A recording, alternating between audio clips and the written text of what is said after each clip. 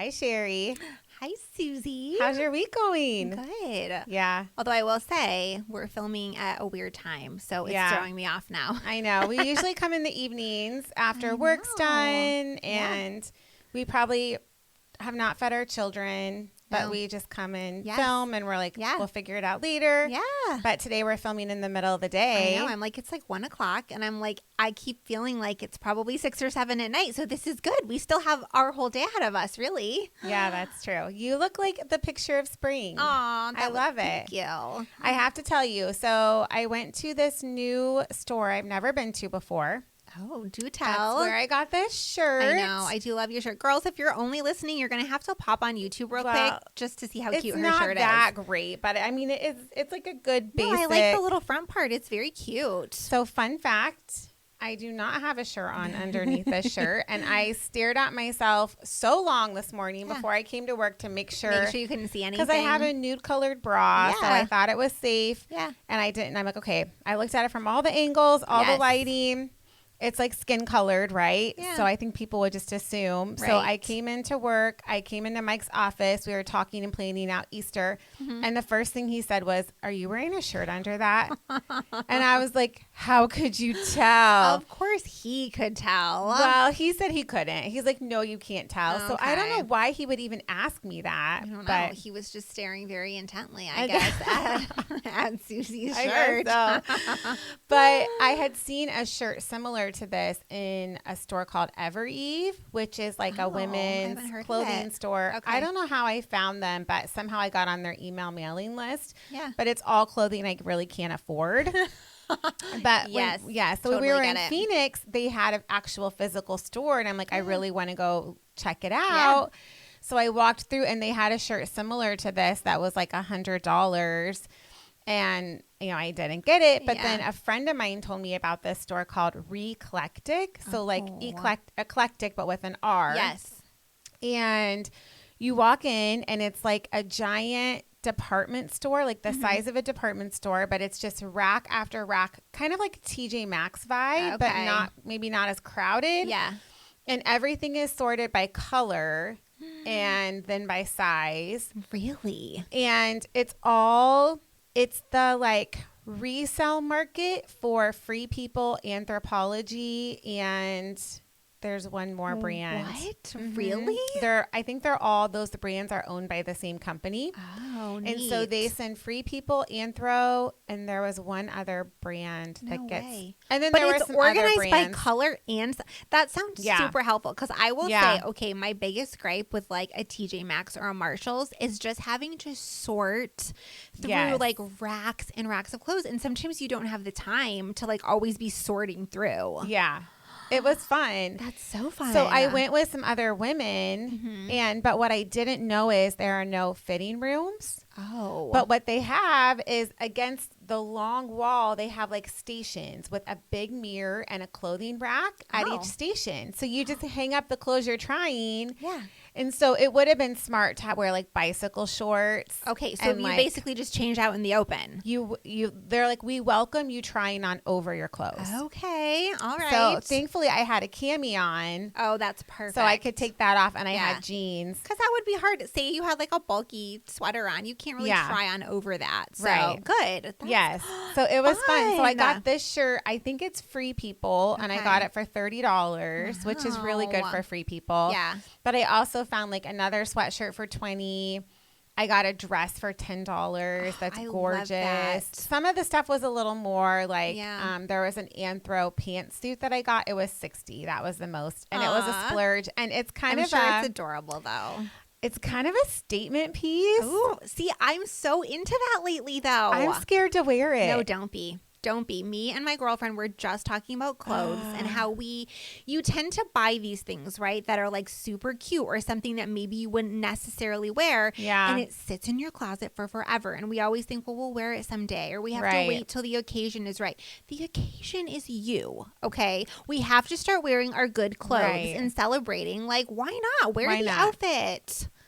I'm gonna try it on and take a picture. And send it desperately want to see it. Like, you have to show me. Maybe, I'm so excited now. and you can see what you think. And I don't know. It's like a velvety material, but it's short sleeve. So I don't know. Is it spring? Is it fall? What color is it? Does it matter? It's like a greenish. Okay. Well, it almost seems like more for fall, but I bet you could probably wear it in the spring.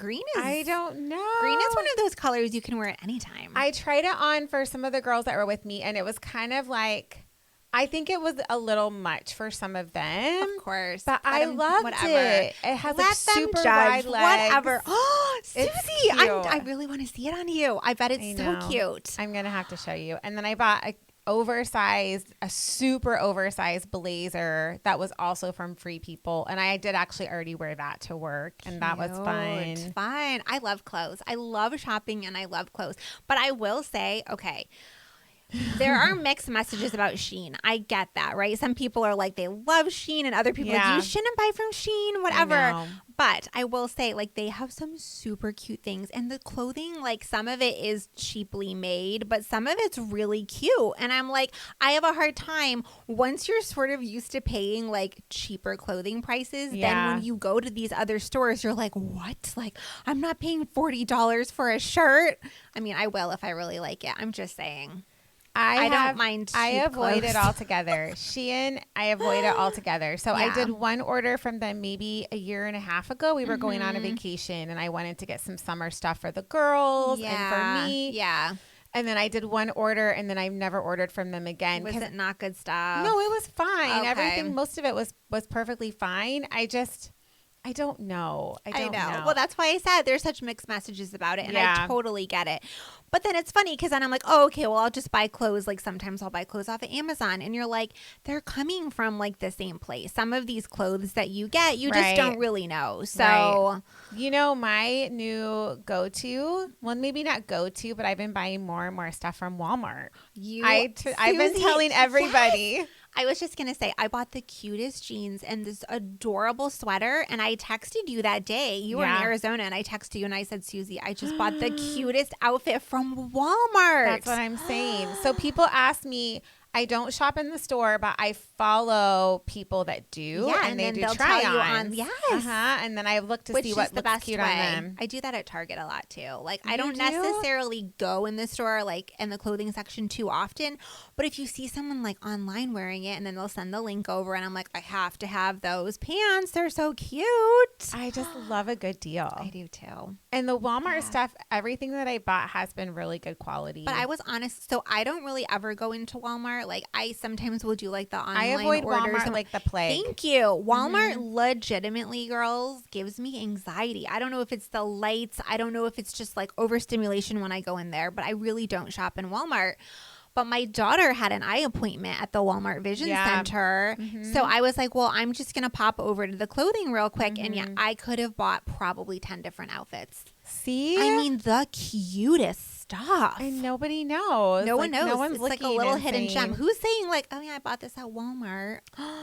So when I was in high school, that's where my mom would take me for back to school clothes shopping was Walmart, because that's all we could afford. I grew up shopping at Walmart with my mom. Yeah. So, and then Walmart I would not, I know. Yeah. But so it's great. But yeah, I would definitely go back and get clothes from there. Certain brands. So they have a brand called, I think it's called Free Assembly. Okay. That is similar to Free People. Cute. If you like that kind of. I was very impressed with the Sophie selection. Vergara jeans. I like. Yes, that's the brand I got. I think they were the ones. I think they're the ones you had. Remember that one day we filmed and I was like, Susie, your pants are so cute. I have sent those to multiple people. And you said they're from Walmart. Like $20. Yes, I think. $22. They're like dark wash and they're like flared at the bottom. They're adorable, comfy, stretchy. So girls, I guess what we're telling you is if you haven't already, go to Walmart and check out the clothes because it's super cute stuff. Yeah. And it's not expensive. Right. So this, just bringing it back, I want to finish my story about Reclectic. Yeah. So none of the other women that was with me wanted to do this, wanted to try on. Like it was just overwhelming. I think they weren't like prepared for it. Okay. I don't know that I was prepared, but a friend had told me about it more than once, and we had never had the chance to get there. Yeah. So I'm like, I was dead determined. Is it only there? Is this store only there? Like, so we don't have them around here. So here's what I was going to tell you is, so then I looked it up online. There are only 6 in the U.S. What? And so I was telling my oldest daughter about it, who's in college in Wisconsin. And I was like, honey, we went to this really cool store. Have you ever heard of it? And she's like, Mom, I bought a dress from there last month. She's like, you sent me $50 to buy the dress. Oh my goodness. But I didn't know that's where it was. The so store. They only have 6 in the whole country. And one of them is in the mall she works at almost every day. How cool is that? I know. Lucky her. And I'm just thinking, because we want to go visit her. So you have to go. We could go. Budget it out and go buy some cute outfits. Wouldn't that be fun? Yes, because you know it's hard. I feel like online shopping is so huge. Like, where do you actually go, like, into a store to buy clothes these days? It's getting, like, very few and far between, like, the stores that actually have a good selection, cute stuff that you can afford, whatever. Like, we just don't really have a lot of those stores anymore. So where do you go? Well, I shop online mostly. But if you go in person, do you have any? So my favorite used to be actually in our local mall. We had an Express. I knew you were going to say that. I loved Express. I could go in there. That was just my tried and true place. I could find cute jeans, sweaters, you name it. I used to get coats, jackets, and they took it out of the mall. And it was an Express outlet or Express so everything factory. Was always like 50% off. They had a great clearance section, and it's gone. There's no. I mean, how's it gone? That's what I mean. I'm like, we just don't have anything left around here anymore. Our mall's in trouble. But there is one other store. I was curious to see if you were going to say it. I don't know. Tell me, and I'll tell you if I go there. Do you ever go to Loft?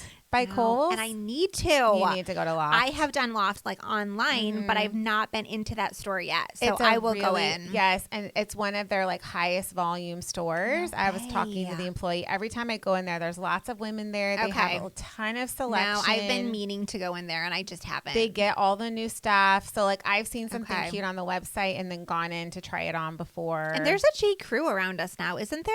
There is a J. Crew. Have you been in there? No, but Pam, who was with us a couple of weeks ago, her daughter worked there. Oh, that's right. It's just a little pricey. It is pricey. Well, this is what I'm talking about. It goes back to the whole, like, when you're used to buying clothes, like, in a certain, like, you know, bracket, then you, like, see these prices and you're like, what? I don't want to spend $70 on a dress. Like, I just don't. I mean, it's probably worth it and the quality's probably great, but I'm like, I get bored easily. So, like, I'll wear the same things a few times and then sometimes I don't want to wear it again. Isn't that terrible? How often are you going to wear it? Right. Is it going to last through the years? Yeah. I mean, if it's for a special event, you're maybe going to spend more. That's different. But every day, you know, day-to-day clothes, it's like you don't always want to spend $100 an outfit. I like quantity. Me sometimes too. Over quality. Yes. I'm so guilty of that.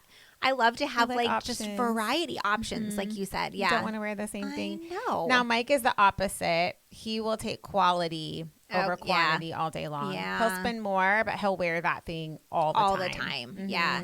I feel like with you, though, it's extra hard, too, because you are kind of like in the public light so much. Like, you're on stage, you're just preaching. Sundays. Right, but still, like, you kind of probably feel like you don't want to wear the same outfit, like, you know, over and over. And Easter's a big deal. Like, you know, when you're a pastor, it's a big deal. Like, you're out. Do you have an outfit planned yet? No. Okay, you have time. You have time. I honestly thought about wearing a dress that I wore last year for something else. You totally could, though, because really no one even knows. Like, I don't remember what you wore last year. Sorry. I've been trying to find a dress for my youngest daughter, Brooklyn, because she's not really a dress kid. So I'm trying to find something that's comfortable. She's in adult sizes now. So I don't even know really what size would she need. And she needs something kind of stretchy and comfy, but do you remember when your kids were little? Like, Easter was such a big deal with, like, the tights and the shoes and, like, the matching dresses. And, like, I would get Sam, like, his little, like, bow tie or his little, you know, suit jacket. It was so fun.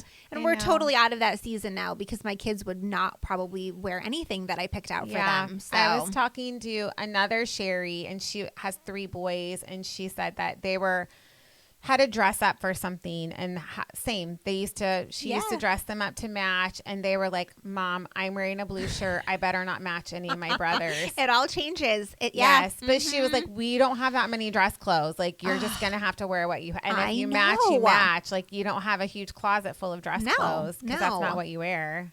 my grandfather had passed like a year and a half-ish ago, and I had bought my son like the most nicest outfit. I mean, the khaki pants, the tie, the suit jacket.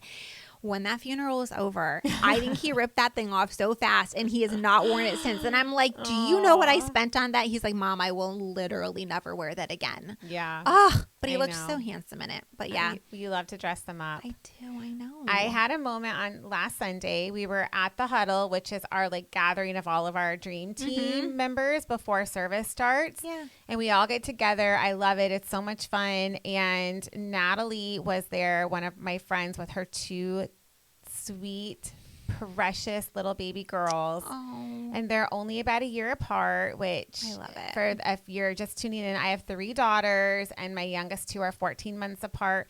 And we see them every week. I love seeing them, talking to them, but they took their coats off and they were wearing coordinating outfits. Oh, I almost lost it. Still my heart. I was crying. Like I teared up in the huddle because I was having already a moment. Though, and you remember like when your girls were little like that, and you could get away with the little matching outfits. I know, and I just want to go to her and tell her, these are the best days of your life, but I also remember they were also the worst days of my life. So funny? I'm not putting that pressure on her because you really are in survival mode when they're that age. So if you're listening and you have little kids, I know, and maybe you've had that mom stop you and tell you like, enjoy these moments. I hated when people told me that. I know. They would say, enjoy every minute. And you're like, I'm trying to enjoy every minute, but oh my goodness. You want me to enjoy my diaper bill and the pile of dirty diapers that come out of this house every week, and the spilled milk. My house is a mess, and my kids are cranky. The crying over the lost shoe when you're trying to get out of the house. I haven't showered. My hair is in a greasy, messy bun. Like, how am I supposed to enjoy this? So, yeah.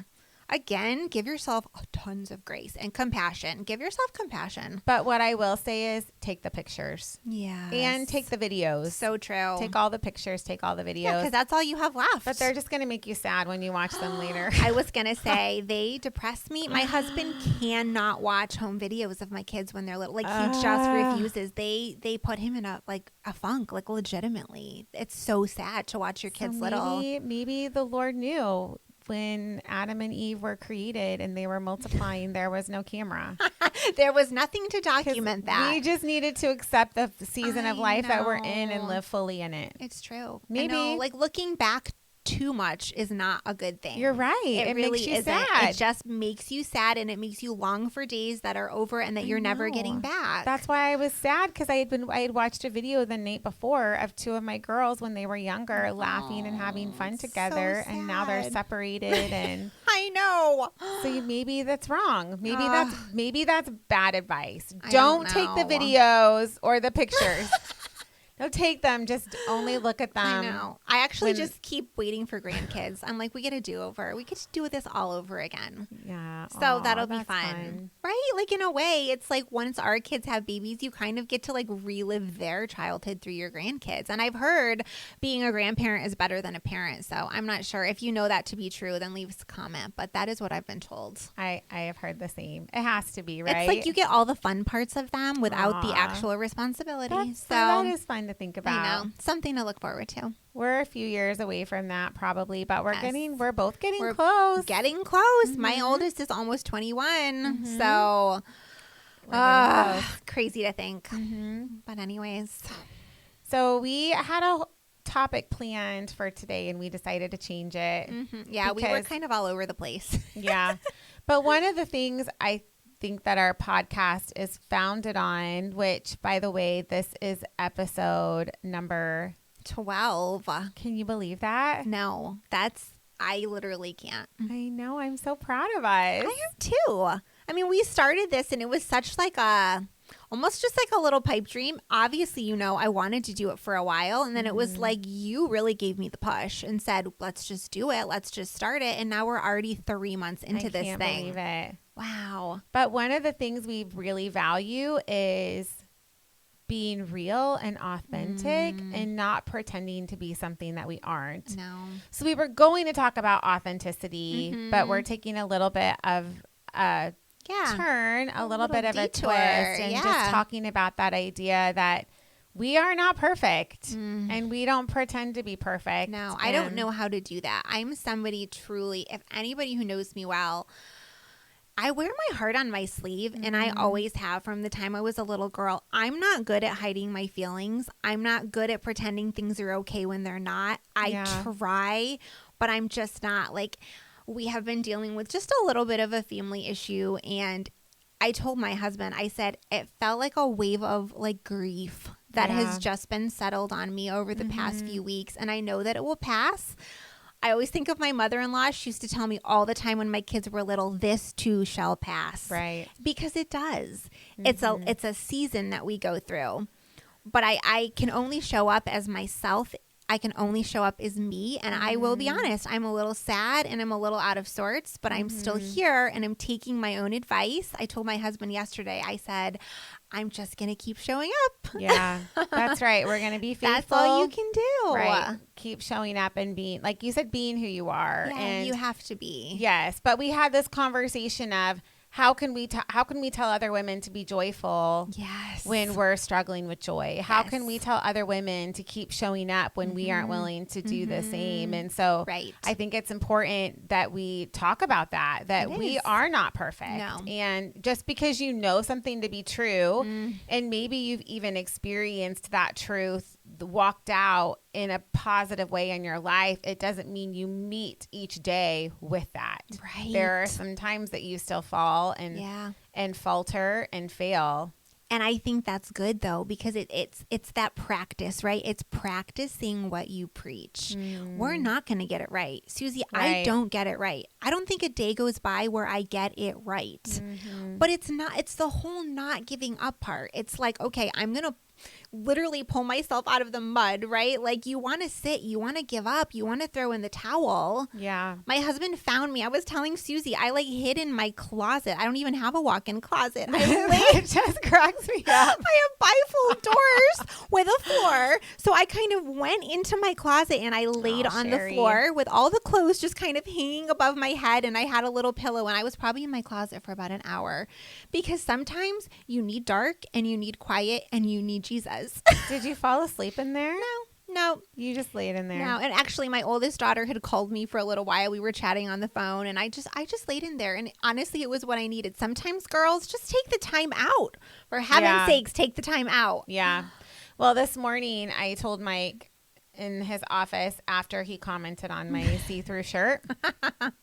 I told him, I'm like, I have a lot of things bubbling under the surface, and and even driving into work this morning, I felt like I need to just go in the auditorium. I mean, I'm so lucky, right, that I can just go in, walk down the hallway, turn on some music, have some prayer time. Yeah. But I'm like, I need to just go find a quiet place to have some prayer time, was my thought as I drove in. And then I told Mike, I'm like, I have so much emotion bubbling under the surface. Yes. I need a prayer time that I can just go cry it out, give it all to Jesus. And I will tell you, the underlying emotion is, I can't do this.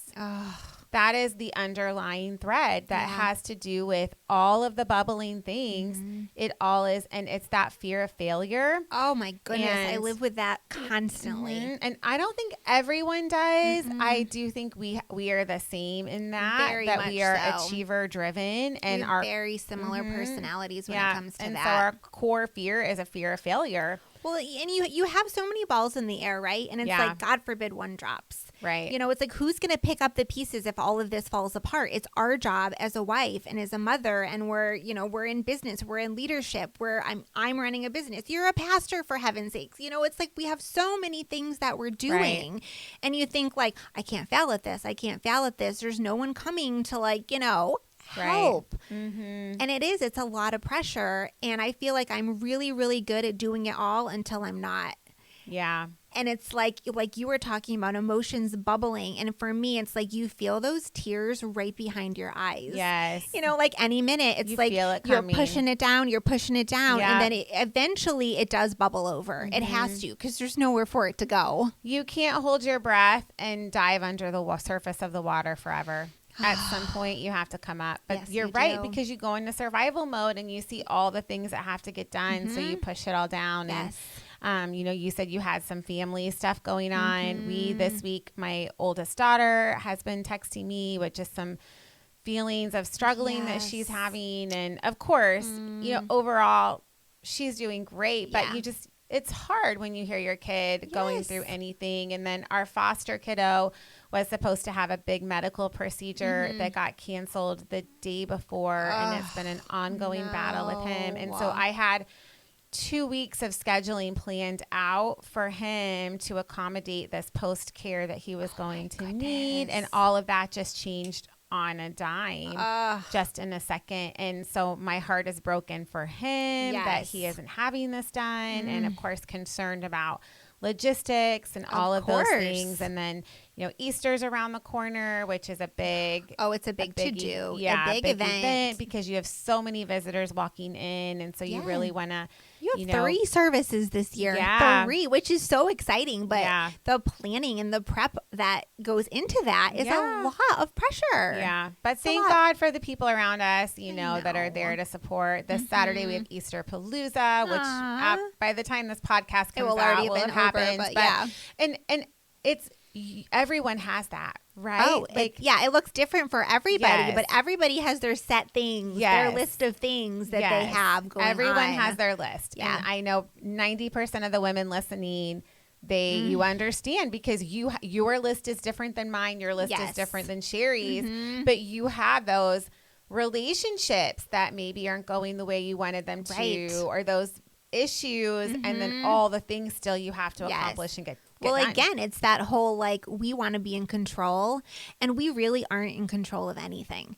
If you really think about it, right, hard. Susie, we're not. What are we actually in control of? Right. So much of what we do is out of our control, and we're fooling ourselves if we think that we really can, plan any of this and have the outcome that we really want. It doesn't always go that way. Right. Especially with our children. And I know that I've talked about this on the pod before, but it's we put so much expectations on our kids, on our family, on our husband, and they're humans. They're people. They're going to disappoint us. Right. And then it's we're left just kind of marinating in that disappointment. And I don't always know what to do with it. And then I internalize it. And I think, well, I'm a failure. It's my fault. It's my fault. What could I have done different? And you rack your brain until 2 a.m. thinking of all of the things that you've done wrong as a mother.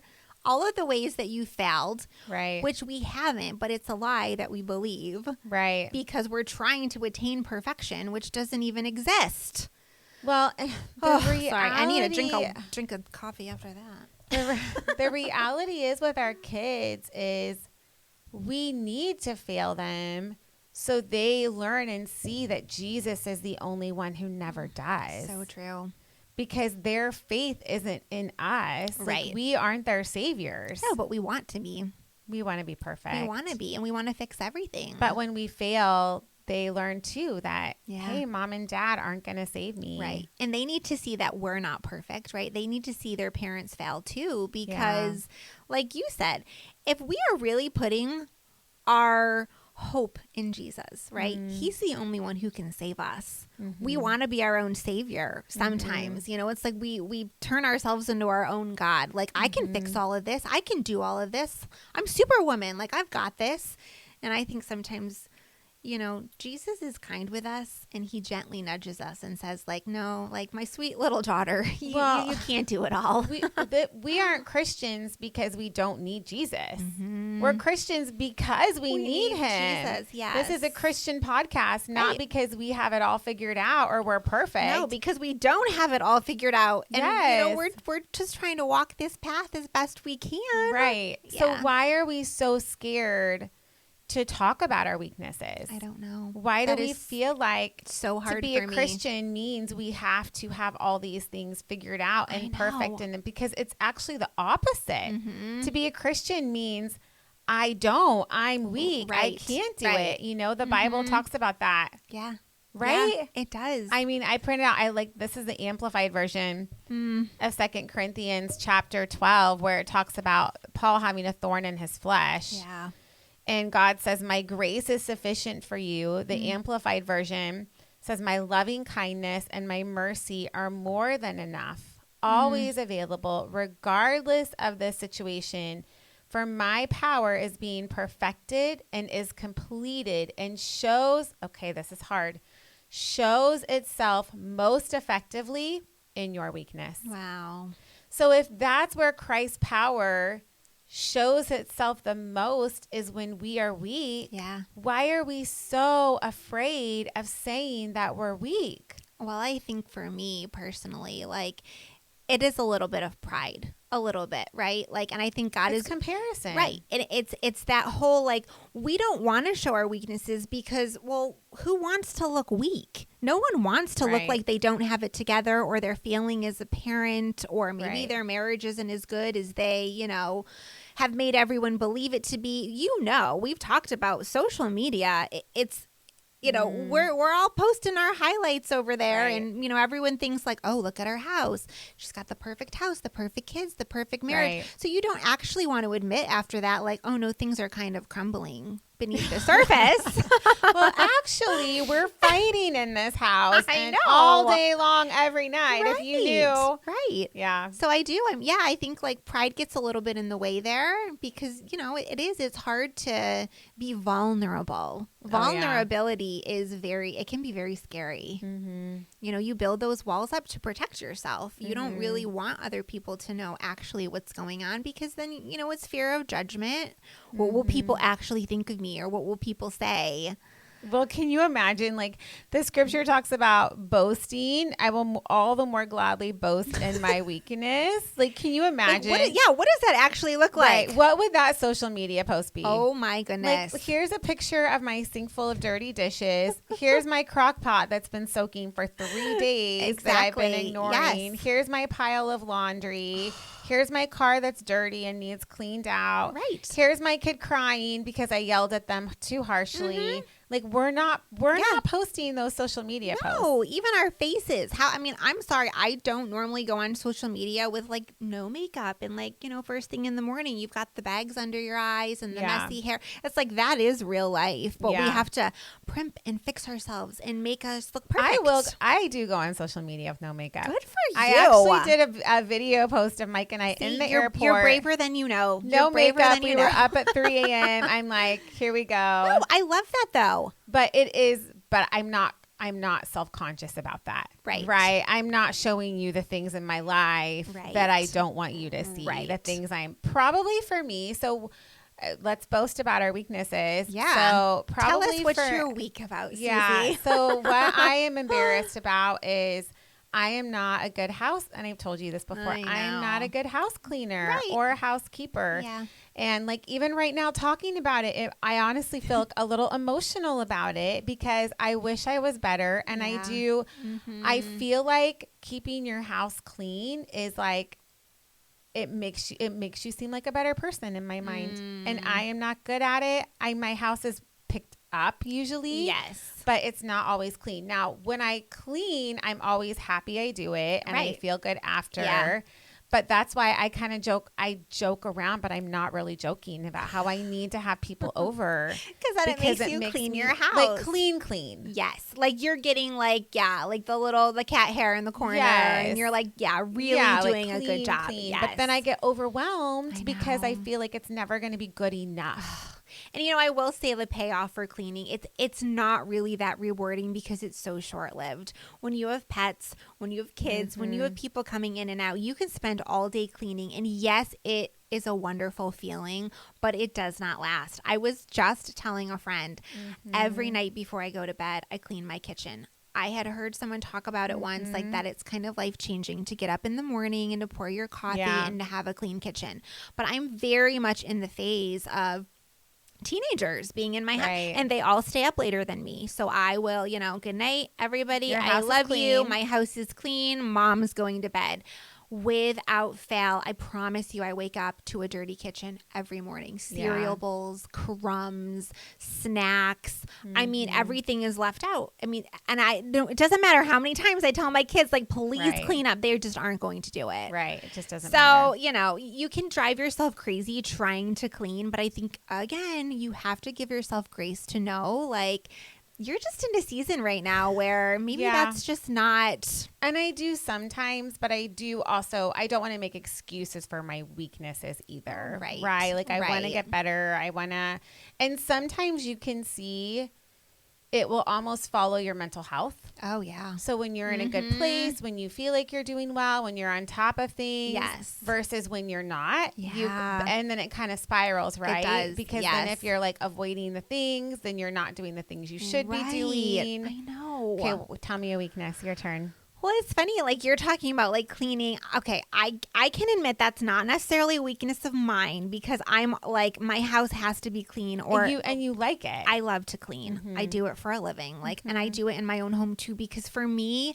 a cluttered like dirty house, it's like instant stress for me. Right. Like mentally, I can't relax. They say you'll marry someone that's opposite of you, like people who relax before they can like clean and pick up, or the people who have to clean and pick up before they can relax. And that's like me and my husband to a T. But I would say like weaknesses for me, Susie, honestly, I mean, it can be like very easily frustrated. It can be, you know, I'm one to like snap at my kids and I don't want to be that kind of mom, but I will let exterior surfacey things like really get to me. And we just talked about this on the pod, like happiness versus joy. Like joy is internal and happiness is external, but I will absolutely let those external things ruin my day. Like, oh my goodness, like it could be the littlest of things and you're just like, why is this getting to me so much? There is a show called The Middle. I love The Middle. Yes. So there's this episode where it's the high school son's graduation and he's wearing the wrong color socks. And she's like, you are not leaving this house wearing, like I think go he's out wearing like that. Athletic socks or something with like a suit. And she's like, you are not wearing, because it's so embarrassing to her as a mom. And we do that, right? Like we let our kids, their appearance or what they're doing or not doing. Always. We take that as a gold star or a big red mark against us. Yeah. And because they reflect us. I always tell my kids, you are a reflection of this family. Right. And it's true, right? To a certain extent, but they're also like, you know, your kids aren't, They have to be themselves. They do. They're going to make their own choices, especially my kids are all older and it's like they're not little anymore. I'm not picking out their clothes for them and brushing their hair. Like they, you know, they're very much their own people. So it's also very different than when we were kids. Yes. Right? Like so our true. kids they just with social media and the influence they have. It's so much. I'm so glad that I grew up when I grew up in the 90s, like without all of it. I'm so glad I didn't have it. I heard a comedian saying his daughter asked him, did you have a counselor when you were growing up? And he was like, honey, I couldn't tell my dad if I was thirsty. Like the things we would get in trouble for. Yes. He was like, if we got hurt at the wrong time, we would be in trouble for that. Yes. Like, oh, I remember like playing with my siblings and like someone would like hurt someone, right? Like on accident. It was like, don't tell mom. Don't tell mom. Oh my gosh, you're okay. You're okay. No, you're fine. You're really fine. Don't tell mom. Don't tell mom. Like you didn't want your parents to know. Yeah. Yeah. It is so different now. Or the kid sitting at an old desk and they're like, where did you put your water bottle? And we're like, we didn't drink water. We like never had water, like ever. And now we're all walking around with our Stanleys and we had Kool-Aid. I know. We've got a big jug of Kool-Aid. Yes. They dump the powder Kool-Aid and you dump like cups and cups like of sugar. Like 4 cups of sugar would go into your Kool-Aid. Yeah. How did we survive? Well, we didn't have it in a water bottle. We weren't like, it was just when you would come in for 10 minutes, you gulp down the Kool-Aid. Have some sugar water and go back outside. With artificial dye.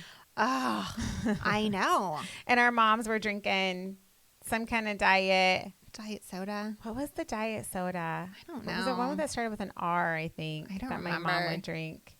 Did you ever drink? I actually got really big into Diet Coke for a while. It's a thing. Diet. Like people love Diet Coke, but I don't drink it anymore, but I used to really love it. I don't have any big drink that I love. Susie's going to start drinking AG1. Have you girls heard of AG1?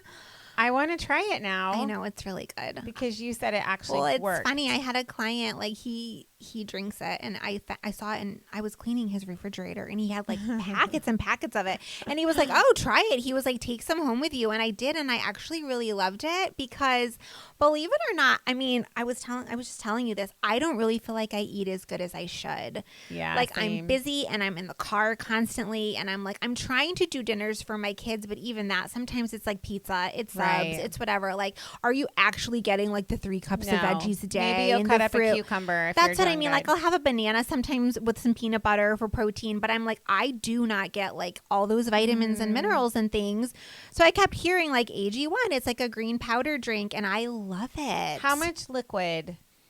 They say like 8 ounces of water, but I don't even know if I do 8 ounces. It's just a very small cup of water. Do better chugging it. Yeah, that's how I drink it. I just chug it first thing in the morning before I have coffee, and you feel like if I did nothing else for myself today, I just drank a whole cup full of vitamin. It's good for your hair, skin, nails, the whole thing. Right. So maybe it's mental too that you feel like you're starting your day. It probably is. I was so proud of myself because I started my day with almost a whole glass of water. I drank plain water. And girls, this is really big for Susie because I'm always yelling at her that she doesn't drink her water. No, and so I did so well with it. I just needed my first thing. I need it to be really cold, so I got a bunch of ice. Good. Nothing in it, just plain water. Yeah, good.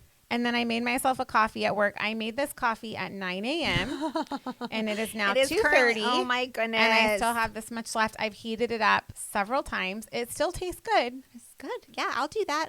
Thank God for microwaves. Okay, that's all I have to say. Right.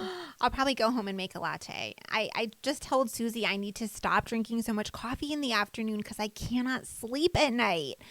But I'm a glutton for punishment. And see, I just want to say stop doing it. Why are you still doing it? I can't. That's your weakness. I cannot not drink. That's your red flag. Okay, so I'm easily frustrated by life and my circumstances, but my other weakness is coffee. We said it wrong. Sure. We should have said the cool. What's your red flag? Oh, not what's your weakness. That's true. Weakness just sounds so sad. Is that what it's called? Red flag? Or then there's beige flag. And green flags are good, right? Yes. But like when you're like bragging on someone, it's like that's a green flag. Yeah. I don't know.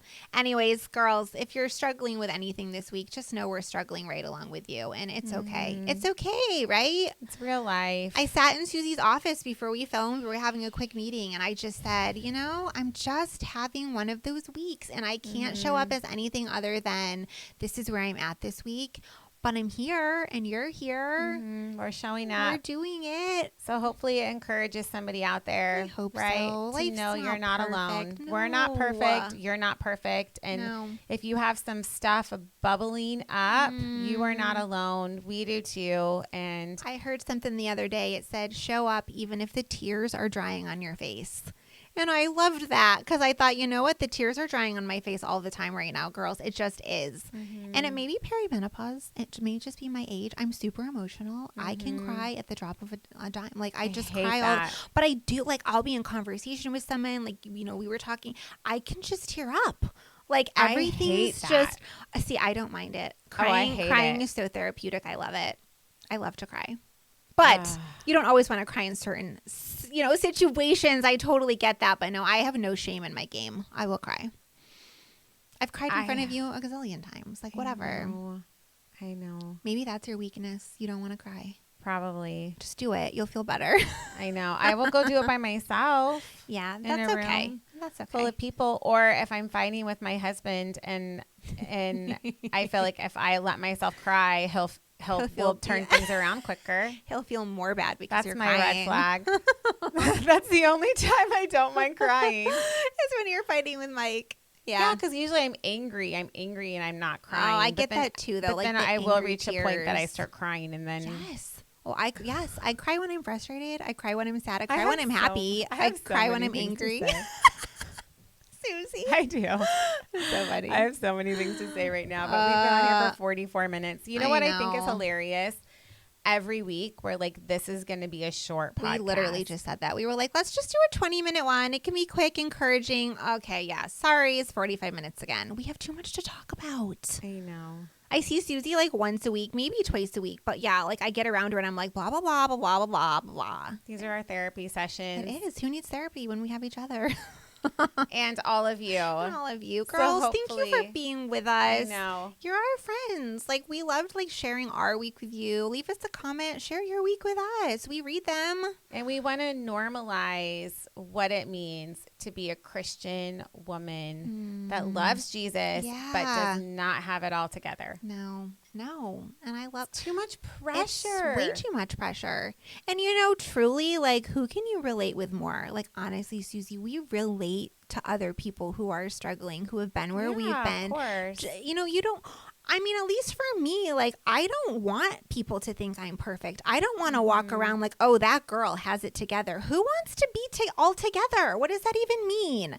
Like, show me your nitty gritty and I will be right there for it. Like, I will encourage you. I will sit in the mud with you any day. That's what friends are for. I want to go home and clean my house. Do it. You'll feel better. Just pick one room. Don't go crazy. Pick one room. Just suck up some cat hair and you'll be like, oh, look what I did. I don't hate vacuuming because it is like that instant reward. It is. You can see everything. You know what I actually hate? I will admit this quick to all of you. I hate dusting. I hate dusting. I don't dust. It's the worst. There's an easy way to fix that, Just Sherry. don't do it. Just don't do it until spring hits and the sun shines in your windows, and then you're like, oh. You see it like on the lampshades. That's true, because yesterday I was in the bathroom. I know we should stop talking, but they don't care. They love us. We're going a few minutes longer. Okay, so this is a weird story. This was yesterday. So me, Mike, and Ivy were all in the kitchen. Mike went into the bathroom, which was like right off the kitchen, like a little half bath. Yeah. And you could hear the sound of him peeing. And I just wasn't paying any attention. But my 15-year-old was like, why is he she's like, that is too long and too loud. Like, what is going on? Why is he going for that long? And I'm like, I think that's normal. Yeah. And then so he came out and then I'm like, okay, I'm going to go see if you can hear me. Like, maybe our walls are crazy thin. So I went in and you couldn't hear it at all, which I knew hilarious. Because it's sitting versus standing. Yes. But what I know, so I was thinking about, can they hear me? And do you do this? So I have a black toilet paper holder. Yeah. And every time I use that bathroom, I dust the toilet paper holder with the piece of toilet paper. I'm like, because they collect so much dust. It's ridiculous. Yes. And then I came out and I told them, like, have you ever sat on the toilet and dusted while you're on the toilet? And they were like, they thought I was crazy. My goodness. But that's the thing, right? As moms, you are always looking at the thing that needs to be done still. Like, I can't even pee on the toilet. No. You know what I look at when I'm on the toilet? My baseboards. I'll be like, they're so dusty. Or I'll see, like, I have a dog with very coarse black hair and my bathroom floor is white. So, I mean, it's constant. I get rid of that dog. Yeah, I know.